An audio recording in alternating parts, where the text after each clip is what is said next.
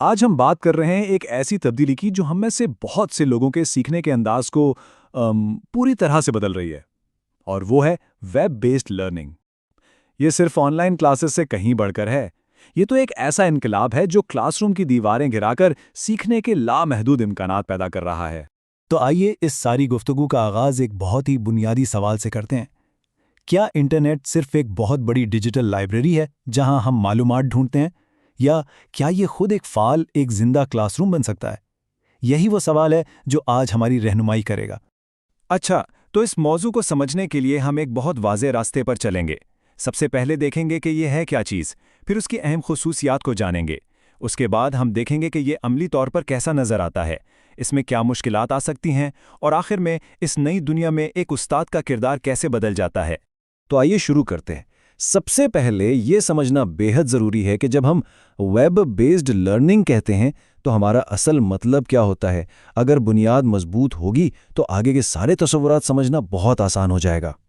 بنیادی طور پر web based learning کا مطلب ہے ایسے سیکھنے کے تجربات جو انٹرنیٹ کے ٹولز اور وسائل استعمال کر کے بنائے جاتے ہیں، لیکن اس کا اصل زور، آپ کہہ سکتے ہیں اس کی روح، تین چیزوں میں ہے: ایکسیس یعنی رسائی، انٹریکشن یعنی باہمی تعامل، اور کولیبوریشن یعنی مل جل کر کام کرنا۔ تو یہ صرف معلومات حاصل کرنا نہیں ہے، بلکہ مل کر علم کو تخلیق کرنے کا نام ہے۔ یہاں ایک بہت ہی اہم فرق واضح کیا گیا ہے۔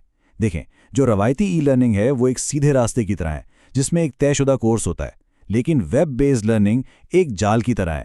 یہ تحقیق، کھوج اور مختلف آن لائن وسائل کو آپس میں جوڑنے پر زور دیتی ہے۔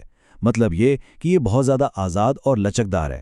چلیں اب ذرا اس کے بنیادی ستونوں پر نظر ڈالتے ہیں، وہ عناصر جو مل کر ایک مؤثر ڈیجیٹل تعلیمی ماحول بناتے ہیں۔ تو ایک اچھے ویب بیسڈ لرننگ سسٹم میں کیا کچھ ہوتا ہے؟ سب سے پہلی بات، یہ مکمل طور پر انٹرنیٹ پر منحصر ہے۔ دوسرا، اس میں وسائل کی بھرمار ہوتی ہے، ڈیجیٹل لائبریریوں سے لے کر ویڈیوز اور بہت کچھ۔ تیسرا، اس کی بنیاد ہی باہمی تعامل اور اشتراک پر رکھی گئی ہے۔ اور سب سے اہم بات، یہ آپ کو وقت اور جگہ کی پابندیوں سے آزاد کرتا ہے۔ یہ خصوصیات صرف ٹیکنالوجی کی وجہ سے نہیں ہیں، نہیں، ان کے پیچھے بڑے مضبوط تعلیمی نظریات ہیں، جیسے کنسٹرکٹیوسٹ لرننگ جس میں سیکھنے والے خود علم بناتے ہیں، انکوائری بیس لرننگ جو سوال کرنے اور تحقیق پر زور دیتی ہے، اور سوشل لرننگ جو آن لائن مباحثوں اور گروپ پروجیکٹ سے ممکن ہوتی ہے۔ ٹھیک ہے، تو ہم نے تھیوری تو سمجھ لی، اب وقت ہے کہ ہم تھیوری سے عملی دنیا کی طرف بڑھیں۔ آئیے دیکھتے ہیں کہ یہ سب کچھ اصل میں کیسا دکھائی دیتا ہے۔ یہ ٹیبل بہت خوبصورتی سے دکھاتا ہے کہ یہ کیسے کام کرتا ہے۔ پہلی لائن کو دیکھیں، مل جل کر سیکھنے کے لیے وکیز اور فورمز جیسے ٹولز استعمال ہوتے ہیں، اور نتیجہ کیا نکلتا ہے؟